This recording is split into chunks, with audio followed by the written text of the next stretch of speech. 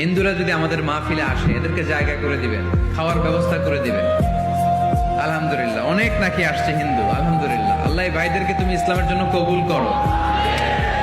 আমাদের মধ্যে যদি ইসলামের সৌন্দর্য দেখে, তাহলে তারাও কালিমা পড়ে মুসলমান হবে, ঠিক কিনা? এবং কোন হিন্দু ছেলে যদি মুসলমান হয়, তার দায়িত্ব আপনারা নেবেন এবং তার বাবা মার সাথে সেজন্য সম্পর্ক নষ্ট না করে। বাবা মা হিন্দু হোক, কোনো সমস্যা নেই, বাবা মার সাথে সুসম্পর্ক থাকবে, সুসম্পর্ক থাকবে।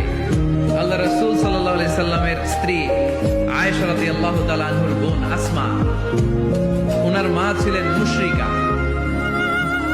তখন মুশরিকা ছিলেন, এসে আল্লাহ রাসূল সাল্লাল্লাহু আলাইহি ওয়াসাল্লামকে বললেন, ইয়া রাসূলুল্লাহ, আমার মা তো মুশরিকা, আমি তো কালিমা পড়ে মুসলমান হলাম, আমি কি মায়ের সাথে ভালো আচরণ করব নাকি কথা বলবো না? বিষ্ণু সাল্লাল্লাহু আলাইহি ওয়াসাল্লাম বললেন, খবরদার, সিলিহা, হোক মুশরিক হোক কাফের, সে তোমার মা,